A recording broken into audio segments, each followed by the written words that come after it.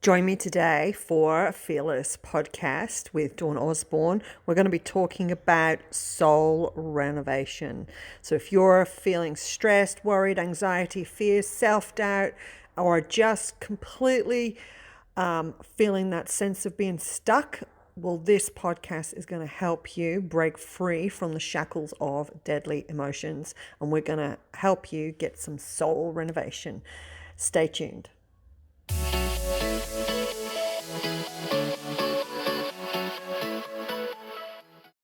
So today I want to talk to you about soul renovation. And you're probably asking me or thinking, oh my gosh, Dawn, what is soul renovation? Well, let me tell you.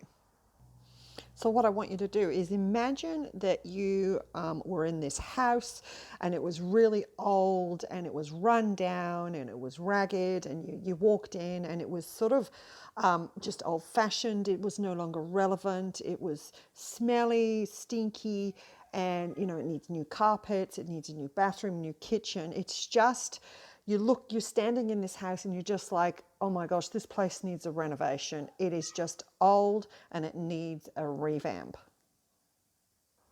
Sometimes our soul is just like that. We feel old, we feel run down, we feel smelly, we feel like we're no longer relevant, we feel like we're not running at our full capacity. And really, it's a time that we need to have what I call a soul renovation. And it's like, okay, what happens when when we want to renovate a house? We call in a builder, we get some plans made up, we get we get a vision for what we want the house to look like. We start to get excited, we start planning and getting things in action. Well, that's a bit like what I do with with your soul. I'm like the builder. I'm like the builder that comes on and says, hey, okay, what is it that you want to change? What do you want to update? What do you want to upgrade? What are the areas that you most want to work on?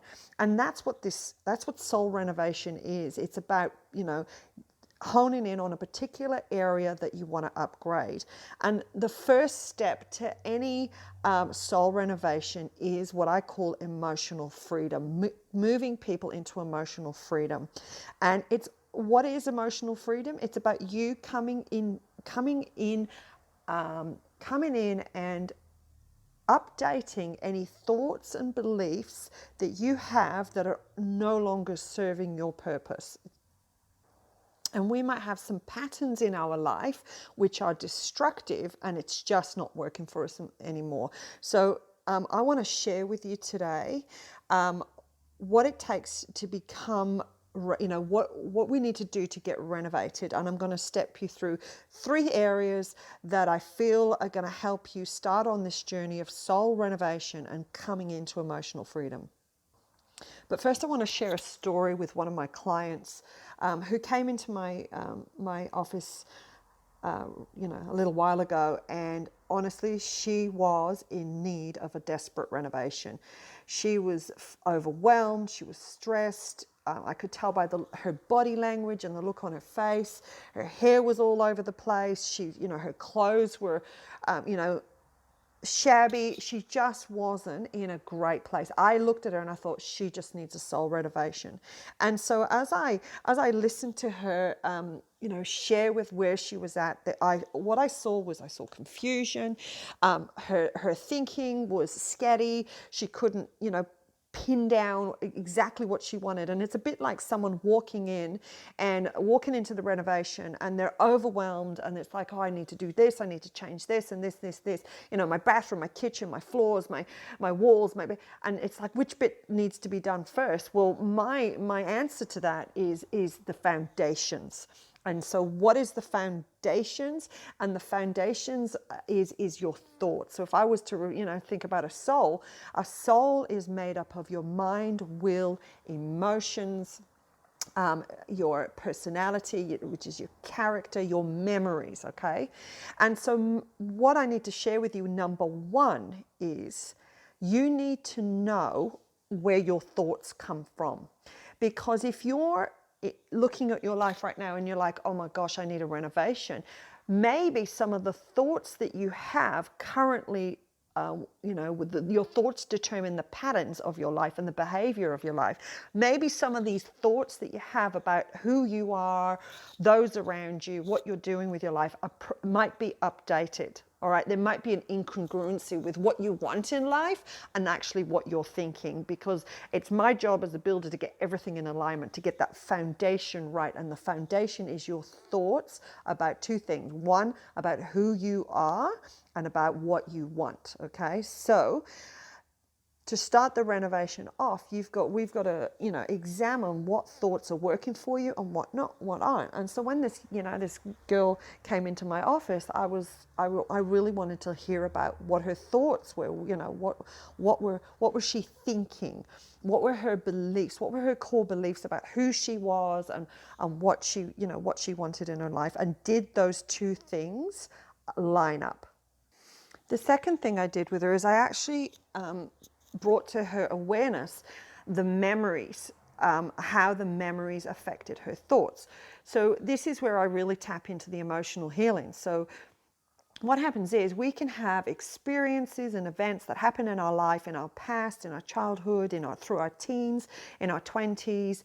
And what they do is, we could have had an event that was traumatic or painful, and we have a memory, okay? So we have a memory of that event. So for example, when you're a kid and you touch the oven, trust me, a child only needs to do that once, and then the child will have a memory. Oh my gosh, that oven was hot and it hurt, and I won't touch it again.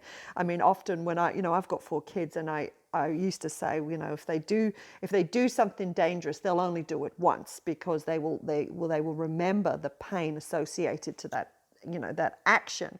And so it's very similar, when we've had some sort of emotional event that has caused us pain, we remember. And often we go into relationships, and sometimes we're in a relationship, and that relationship can start to look like a past painful relationship, and we start to go, no, abort, I'm out of here, okay, because this is starting to look painful. And so, if I was to break that down, painful memories mold thought. So mold thinking, all right? So memories directly influence your thoughts. And so if your thoughts are coming from painful memories, you will spend most of your life avoiding pain.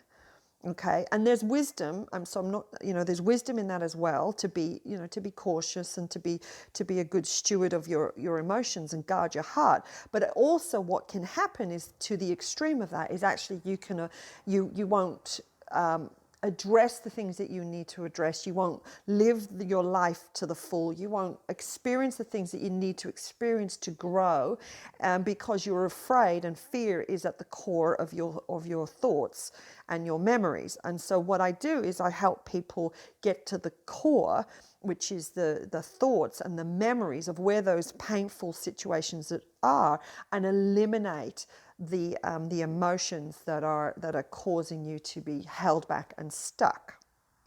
So number 2 is, you must heal the memories of the past. It's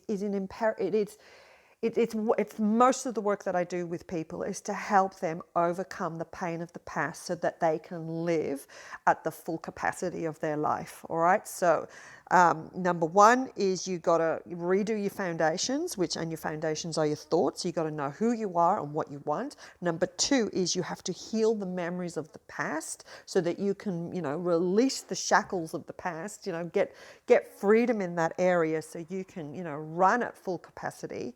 And number 3 is about you coming into full awareness of how you respond and react, how your emotions, and are you in control of your emotions, and understanding your behavior, and knowing that your emotions, your thoughts, your feelings, your emotions drive behavior. All right. So the 3 things that drive get you the results of what you want, whether good or bad, are your thoughts, the emotions that are attached to those thoughts, what you believe about those thoughts, and then the behavior that created. So behavior creates action, action creates results. So if you're saying to me, Dawn, You know, the results in my life are not what I want. I am not happy. I know I need a renovation. Then there is stuff that is happening in your subconscious mind. There's some healing that needs to be done, and there's some work that needs to be done, and bringing yourself into an awareness of the triggers and all of this is so important for you to get that freedom. And so my point number 3 is you need to have self-awareness about your behavior, what you're thinking, what you're feeling, and what you're doing. Because what you're thinking, feeling, and doing is creating the results in your life. And no one else is in control of you, only you. You might be, you might be at a point where you might think, oh, it's their fault I'm like this, or it's her fault, his fault, whatever. But ultimately, I've got news for you. The only person in control of you is you. You're in control of what you think, you're in control of what you feel, you're in control of what you believe, you're in control of how you act. And so there's a point in your life where you need to take responsibility and manage yourself. And know that if you are not right, if you're not in a good place, and you know you're feeling overwhelmed and exhausted and smelly and all those things, then you need a renovation. And so my key points for you today is, think about the things that I've just talked about. Think about your foundations. Think about, your thoughts. Think about your memories, and think about your behaviors. And, ask yourself those questions. Is there some of my areas of my life that need a renovation? Does my soul need to be healed? Does my thinking about, do I have low self-esteem about who I am, or a low self-image? Do I see myself poorly? Am I in perfect love, one for myself and then for others? Because trust me, if you haven't come into perfect love for yourself or self-love, you will not be able to love those around you to the best of your ability. And so really I just want to challenge you today is to have a look at your own soul. Does it need a renovation? And if it does, start to think about these things I've talked about today. So you have an amazing day. I hope that's helped. If it did, like it, love it, share it. Send it to someone else who you think it will help. Otherwise, you can join me on my Facebook group, Fearless Women, Dawn Osborne Fearless Women. Or you can actually get my free book called Finding Fearless. It's a downloadable version, so if you don't have it, you need it, and it's going to give you the starting steps for you to find fearless. All right. So anyway, I'll leave it at that. I shall see you next time on Dawn Osborne Fearless Podcast. Bye bye.